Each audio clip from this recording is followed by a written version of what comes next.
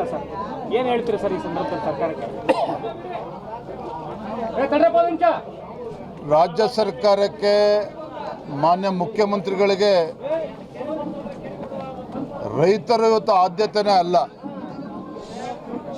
Real estate ಇವತ್ತು ಆದ್ಯತೆ ಆಗಿರುವಂಥದ್ದು. ಅನೇಕ ವಿಚಾರಗಳನ್ನ ನಾವು ಗಮನಿಸ್ತಾ ಇದ್ದೇವೆ.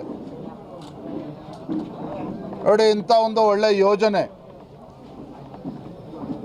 ರೈತರಿಗೆ ಅನುಕೂಲ ಆಗಬೇಕು ಅಂಥೇಳಿ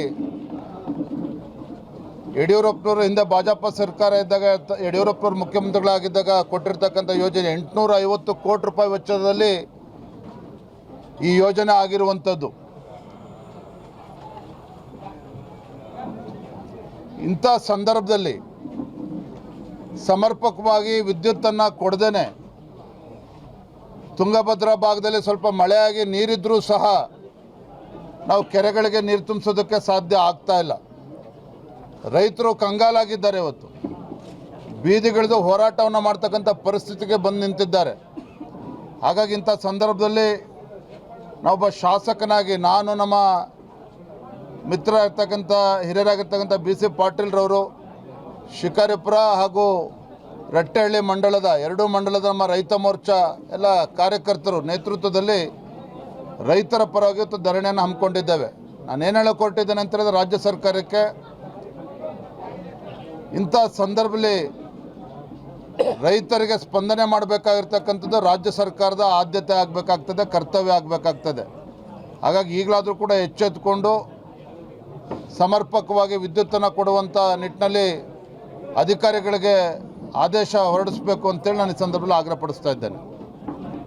ಸರ್, ಈಗ ಒಂದು ಕಡೆ ನೋಡೋದಾದರೆ ನೀವು ಈಗ ವಿದ್ಯುತ್ ಸಮರ್ಪಕವಾಗಿ ಪೂರೈಕೆ ಆಗ್ತಿಲ್ಲ ಒಂದು ಕಡೆ, ಇನ್ನೊಂದಿಷ್ಟು ನೀರಾವರಿ ಕೆರೆ ತುಂಬಿಸುವಂಥ ಯೋಜನೆಗಳಿರ್ಬೋದು, UTP ಯೋಜನೆಗಳಿರ್ಬೋದು, ಅವು ಕೂಡ ಒಂದು ರೀತಿ ನೋಡೋದಾದರೆ ಅವು ಒಂದು ಮೂಲೆ ಗುಂಪಾಗಿ ಹೋಗಿದೆ ಯೋಜನೆಗಳು. ಅವು ಕೂಡ ಸಮರ್ಪಕವಾಗಿ ಅನುಷ್ಠಾನ ಆಗಿಲ್ಲ. ಟೋಟಲಿ ರೈತರ ಸಮಸ್ಯೆಗಳನ್ನ ನಿರ್ಲಕ್ಷ್ಯ ಮಾಡಿರೋದ್ರ ರೈತರ ಸಮಸ್ಯೆಯನ್ನು ಕೂಡ ಈ ಕಾಂಗ್ರೆಸ್ ಸರ್ಕಾರ ನಿರ್ಲಕ್ಷ್ಯ ಮಾಡ್ತಾ ಇದೆ.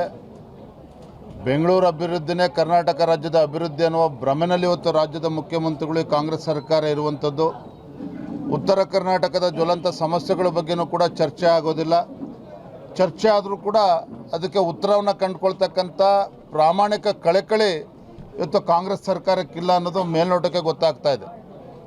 ಇವತ್ತು ಮಾನ್ಯ ಮುಖ್ಯಮಂತ್ರಿಗಳು ಬಿಡದಿ ಟೌನ್ಶಿಪ್ ಬಗ್ಗೆ ಎಷ್ಟು ತಲೆ ಕೆಡಿಸ್ಕೊಂಡಿದ್ದಾರೆ, ಏರ್ಪೋರ್ಟ್ ಬಗ್ಗೆ ಎಷ್ಟು ತಲೆ ಕೆಡಿಸ್ಕೊಂಡಿದ್ದಾರೆ, ಉತ್ತರ ಕರ್ನಾಟಕದ ಜ್ವಲಂತ ಸಮಸ್ಯೆಗಳ ಬಗ್ಗೆನೂ ಕೂಡ ಅಷ್ಟೇ ತಲೆ ಕೆಡಿಸ್ಕೋಬೇಕಾಗ್ತದೆ. ಈಗಾಗಲೇ ಏನು ಮುಂಬರುವ ಅಧಿವೇಶನದಲ್ಲಿ ಎಲ್ಲದರ ಬಗ್ಗೆ ಚರ್ಚೆ ಮಾಡಬೇಕು ಅಂತೇಳಿ ನಾವು ಈಗಾಗಲೇ ತೀರ್ಮಾನವನ್ನು ಮಾಡಿದ್ದೇವೆ. ಸರ್, ಈಗ ನಿಮ್ಮ ತಂದೆಯವರು ಕೂಡ ಹಿಂದೆ ಇಂಥ ಹೋರಾಟಗಳಲ್ಲಿ ಮುಂಚೂಣಿಯಲ್ಲಿ ಇರ್ತಿದ್ರು. ಎಲ್ಲ ಕಡೆ ಪಾದಯಾತ್ರೆ ಸೇರಿದಂತೆ ಬಹಳಷ್ಟು ಕಡೆ ಗ್ರೌಂಡ್ ಲೆವೆಲ್ ಹೋರಾಟಗಳು ಮಾಡ್ತಿದ್ರು ಸರ್. ಈಗ ನಿಮ್ಮ ಪಕ್ಷದಿಂದ ಈ ರೀತಿಯಾಗಿ ರೈತರ ಸಮಸ್ಯೆಗಳ ಬಗ್ಗೆ ಮತ್ತಿನ್ನಷ್ಟು ರಾಜ್ಯ ಮಟ್ಟದಲ್ಲಿ ದೊಡ್ಡ ಮಟ್ಟದ ಹೋರಾಟಗಳನ್ನ ಹಮ್ಮಿಕೊಳ್ಳುವಂಥ ಯೋಚನೆಗಳೇನಾದ್ರು ಇದೆಯಾ? ನಿಶ್ಚಿತವಾಗಿ ರಾಜ್ಯದ ಜ್ವಲಂತ ಸಮಸ್ಯೆಗಳ ಬಗ್ಗೆ, ರೈತರ ಸಮಸ್ಯೆಗಳ ಬಗ್ಗೆ ಭಾರತೀಯ ಜನತಾ ಪಾರ್ಟಿ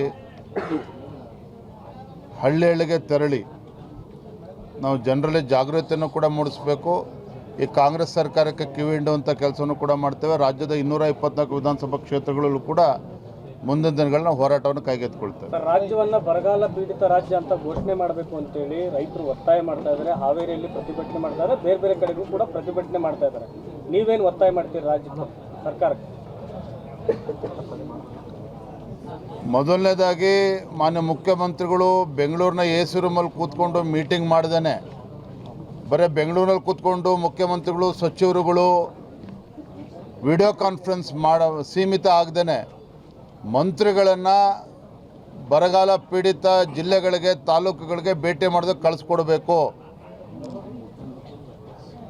ಹಳ್ಳಿಗಳಿಗೆ ಹೋದರೆ ರೈತರ ಹತ್ರ ಹೋಗಿ ಕೂತ್ಕೊಂಡ್ರೆ ಸಮಸ್ಯೆಗಳು ಏನು ಅಂತೇಳಿ ಅರ್ಥ ಆಗ್ತದೆ. ಬೆಂಗಳೂರು AC ರೂಮಲ್ಲಿ ಕೂತ್ರೆ ಅರ್ಥ ಆಗೋದಿಲ್ಲ.